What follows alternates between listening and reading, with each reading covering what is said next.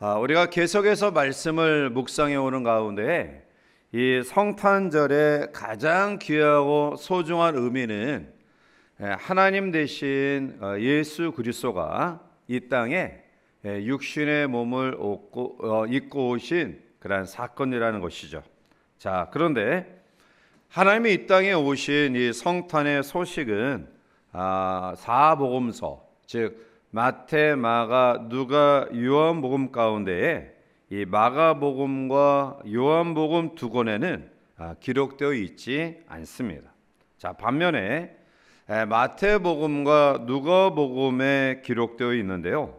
특별히 예수님이 이 땅에 오신 사건을 상세히 기록한 그러한 마태와 누가복음 가운데서도 조금 우리가 구별되어 이야기할 수 있는 것은 예수님이 베들레헴에 태어나신 이 사건의 이야기는 누가복음에만 기록되어 있습니다. 이와 반해 마태복음은 예수님을 만왕의 왕으로 소개하면서 동방에서 박사들이 예물을 가지고 와서 아기 예수께 경배한 그런 내용을 기록하고 있는데요. 이와 반해 인자복음, 즉 예수님을 인자, 사람의 아들로 소개하고 있는 오늘 본 누가복음은 예수님의 탄생 이야기를 아주 상세하게 기록하고 있으면서 그 가운데 특별히 우리가 구별되이 볼 수 있는 것은 동방 박사들의 경배가 아니라 그 당시에 가장 천한 직업군이었던 밖에서 양을 치는 목동들의 경배가 있었음을 이야기하고 있죠.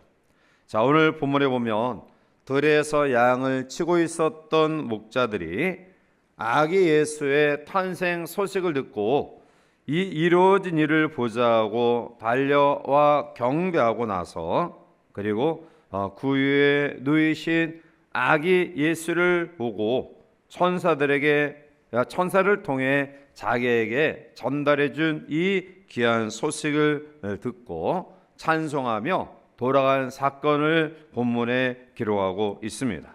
이제 우리는 본문의 예수 탄생의 소식을 같이 묵상하며 이 탄생의 소식은 과연 어떠한 소식인가를 같이 한번 살펴보면서 우리가 들어야 될 수많은 소식들 가운데 가장 귀하고 소중하고 큰 기쁨의 소식의 내용들을 같이 한번 살펴보며 또 함께 은혜를 나누고자 합니다.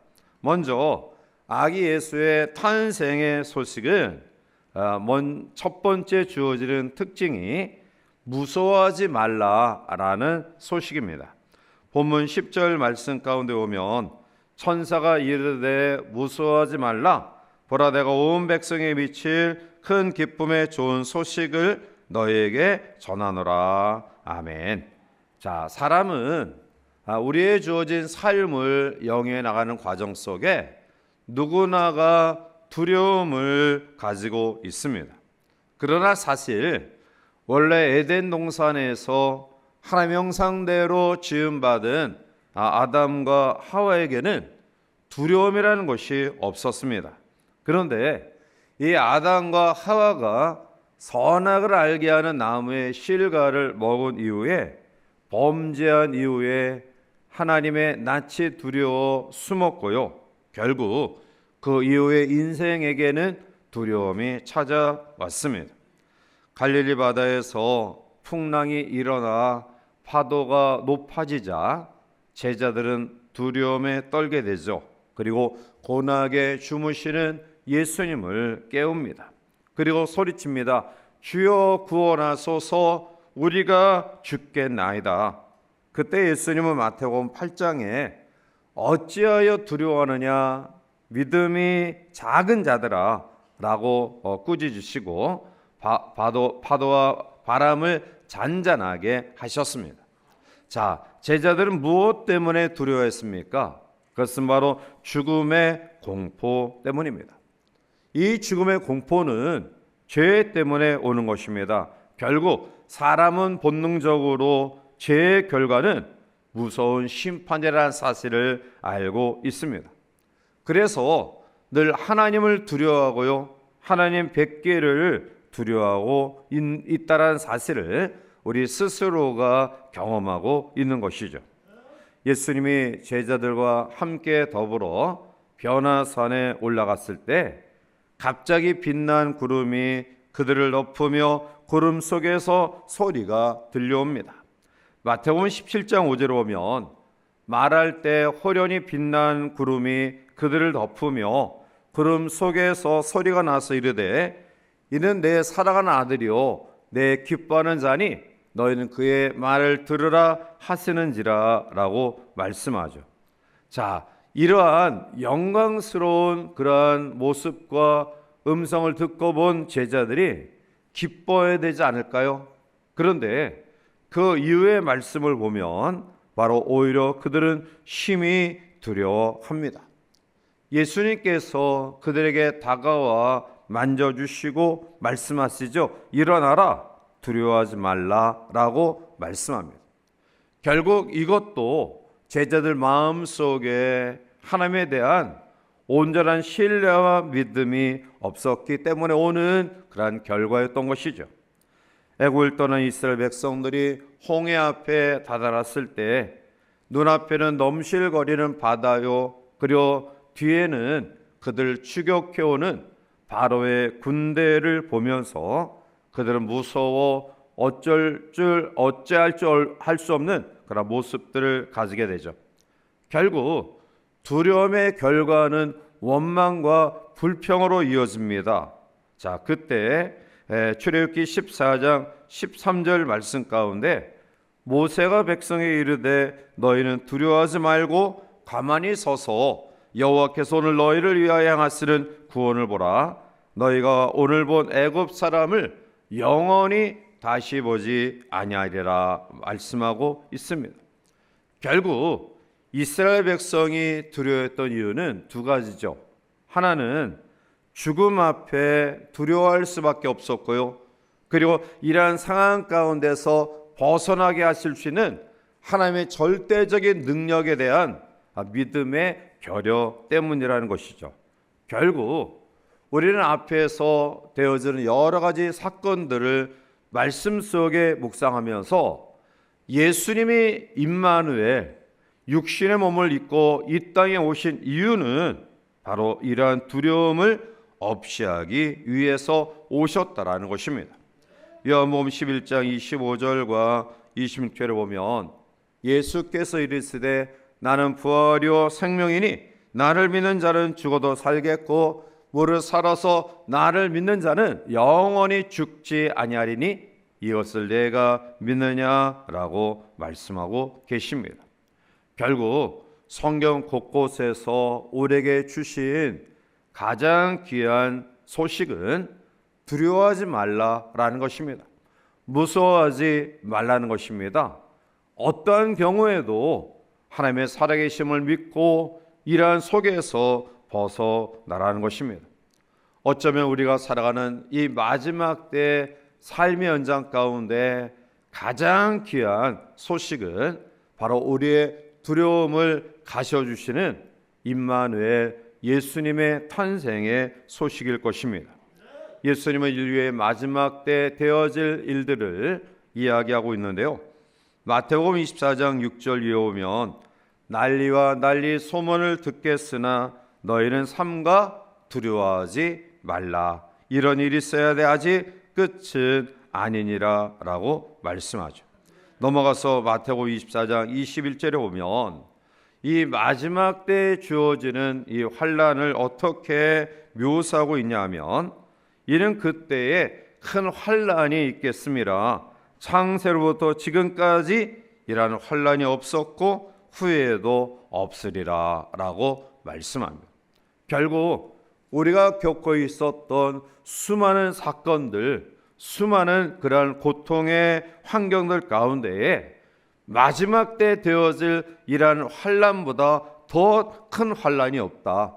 전에도 없었고 그리고 앞으로도 없을 가장 큰 환난임을 우리에게 말씀하고 있죠. 이러한 가운데서 우리가 어떻게 이러한 두려움과 무서움에서 벗어날 수 있을까요? 시인은 시편 46편 1절 이후에 이렇게 우리에게 위로하고 또한 권고하고 있습니다. 하나님 우리의 피난처시요 힘이시니 환난 중에 만날 큰 도움이시라.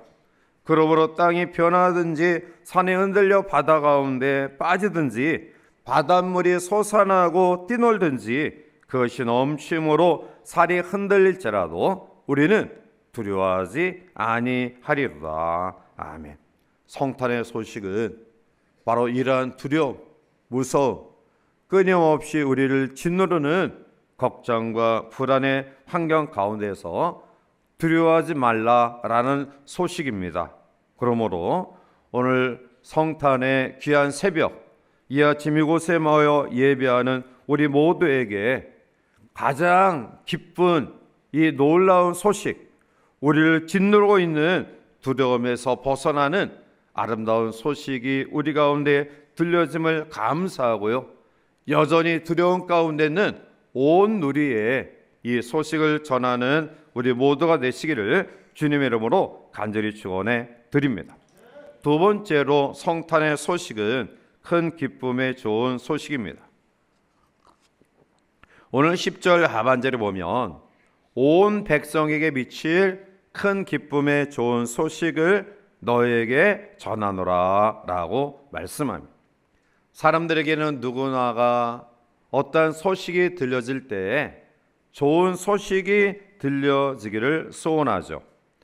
저도 아침에 이제 새벽 기도를 마치고 집에 돌아가서 제일 먼저 하는 일이 또 아침에 배달된 우리 기도 국민일보를 펴보면서 또 TV를 켜서 밤새 어떠한 일들이 있었는가를 제가 샅샅이 훑어보는데요. 자, 그런데 다양한 여러 가지 소식들이 매일 전달되어지지만 그러나 대부분의 그런 소식들이 그렇게 마음을 기쁘게 하는 소식들은 별로 없는 것 같아요. 각종 사건, 사고, 또 여러 이제 국내외 전쟁이라든지 또 살기 어려운 여러 가지 경제 어려움이라든지 또한 정치의 불안과 혼란, 이러한 소식들이 대부분이에요.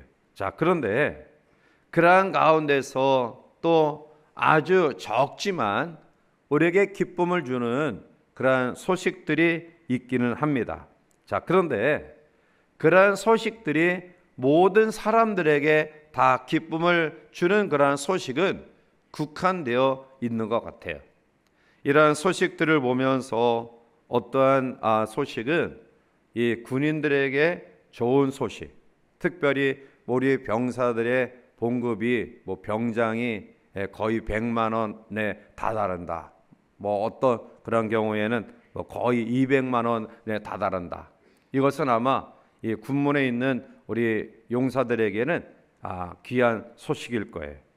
또 어떠한 소식은 정치가들에게, 어떠한 소식은 사업을 하는 경제인들에게, 또 어떠한 소식은 공부하는 우리 자녀들에게 또 다양하게 자기들 나름대로 기쁜 소식들이 있지만 그러나 모든 사람에게 전체에게 미칠 그런 기쁨의 소식은 별로 없는 것 같아요. 자, 그런데 오늘 예수님의 탄생의 소식은 온 백성에게 미칠 가장 큰 기쁜 소식이다라고 이야기하고 있습니다. 이것은 어린이와 어른, 남녀노소, 또한 부유한 자나 가난한 자나 가르치는 자와 가르침을 받는 자나 또한 고용주나 고용인이나 모든 사람들에게 미칠 소식이라는 것입니다. 자, 그러므로 오늘 우리는 이 소식을 먼저 접했고요. 그리고 이 소식을 말씀 속에 우리에게 권고하신 것처럼 온 백성에게 미칠 소식이라는 사실을 기억하고요. 이 소식을 우리 주변의 모든 사람들에게 아름답게 전하는 그런 일들이 우리 가운데 있어야 될 줄 믿습니다. 특별히 분단의 아픔을 가지고는 이 땅에 믿음을 가진 성도의 가장 큰 소원은 저 북녘 땅에 하나님을 대적하는 무신론 공산 치하에 있는 우리의 동포들에게도 이 소식이 전달되어져야 되지 않을까요?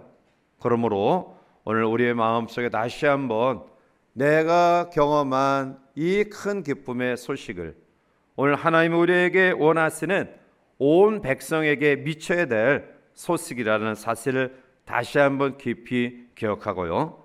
우리 주변에 여전히 외로움과 아픔과 또 고독함과 소외감 가운데 있는 우리 주변의 사람들에게, 또한 더 나아가 저 북녘에 있는 우리의 동포들에게, 또한 더 나아가 세계 열방에게 이 귀한 소식을 아름답게 전파하는 그러한 제사장 국가로서의 사명을 감당하는 이 나라가 될 수 있도록, 또 그 일에 우리 모두가 천병이 되어서 이 일들을 힘있게 나눌 수 있는 하나님의 사람으로 우리 자신들이 세워지기 위해서 먼저 이 큰 기쁨의 소식에 대한 감사와 감격이 우리 가운데 있기를 원합니다. 세 번째로 오늘 본문은 이 소식은 하나님께는 영광이 되는 소식임을 이야기하고 있습니다. 본문 14절에 지극히 높은 곳에서는 하나님께 영광이요 땅에서는 하나님이 기뻐하신 사람들 중에 평화로도 아니라 라고 말씀합니다. 사실 우리가 있기 전에, 인류가 존재하기 전에, 이 땅이 생성되기 전에 하나님 나라에는 큰 영광과 기쁨이 있었습니다. 그래서 예수님은 요한복음 17장 5절에 아버지여 창세전에 내가 아버지와 함께 가졌던 영화로서 지금도 아버지와 함께 나를 영화롭게 하옵소서라고 말씀하십니다. 아버지와 함께 가졌던 영화, 영광. 자, 그런데 이 영화와 영광이 첫사람 아담과 하와의 범죄함으로 인해서 하나님의 영광과 기쁨이 사라졌습니다. 공의로운 하나님은 범죄한 인간을 절대로 용서할 수 없었습니다. 결국 심판을 하셔야 했고요. 그 결과는 죽음과 지옥의 형벌입니다.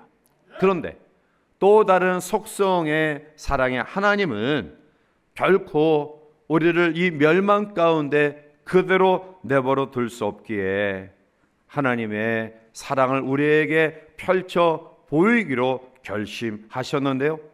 그 하나님의 사랑에 가장 아름답고 확증된 그러한 증거가 바로 예수님의 육신의 몸을 입고 이 땅에 오신 성탄의 사건입니다. 결국 하나님의 영광을 회복하기 위해, 하나님의 공의를 이루기 위해 이 땅에 오신 예수 그리스도, 그분은 십자가를 통해 하나님의 공의와 그리고 사랑을 아름답게 만날 수 있는 절정의 모습을 우리에게 보여주신 것입니다. 결국 예수님은 십자가를 지심으로 대신 우리를 위해 죄 형벌을 받으시고요, 그로 말미암아 우리 모두는 하나님께로부터 심판에서 벗어나 용서의 은혜를 경험하게 되었습니다. 따라서 하나님의 두 성품, 공의와 사랑을 이루기 위해 하나님이신 예수 그리스도가 이 땅에 오신 것은 바로 하나님 앞에 큰 영광이 되었던 것이죠. 그리고 마지막 네 번째로 이것은 땅에서는 평화의 소식이다라는 것입니다. 성탄절이 되면 우리는 캐롤송을 부르고요, 그리고 또 각종 덕담을 나누면서 메리 크리스마스, 깊은 성탄절이 되기를 원하는 그런 마음을 가지고 함께 귀한 소식을 나눕니다. 자, 이 귀한 소식 가운데 가장 중요한 것은 바로 오늘 우리에게 절실하게 필요한 평화가 아닐까요? 샬롬의 평화, 에이레네의 이 평안이 바로 예수님의 육신의 몸을 입고 이 땅에 오신 성탄의 사건을 통해 우리에게 주시는 놀라운 축복임을 우리는 다시 한번 깨닫게 됩니다. 요한복음 14장 27절에 평안을 너희에게 끼치노니 곧 나의 평안을 너희에게 주노라. 내가 너희에게 주는 것은 세상이 주는 것과 같이 아니하니라. 너희는 마음에 근심하지도 말고 두려워하지도 말라. 아멘. 예수 그리스도만이 우리에게 영원한 평화를 주실 수 있음을 다시 한번 기억하고요. 바로 성탄의 이 소식은 우리로 하여금 가장 기쁜 평안의 소식을 주는 사건임을 다시 한번 기억해 봅니다. 오늘 성탄절 새벽 이곳에 모여 새벽을 깨워 성탄의 예수님을 찬양하는 우리 모든 성도들에게 오늘 이 아침 들려지는 이 아름다운 소식을 다시 한번 깊이 기억하기를 바랍니다. 두려움 가운데는 우리에게 무서워하지 말라고요.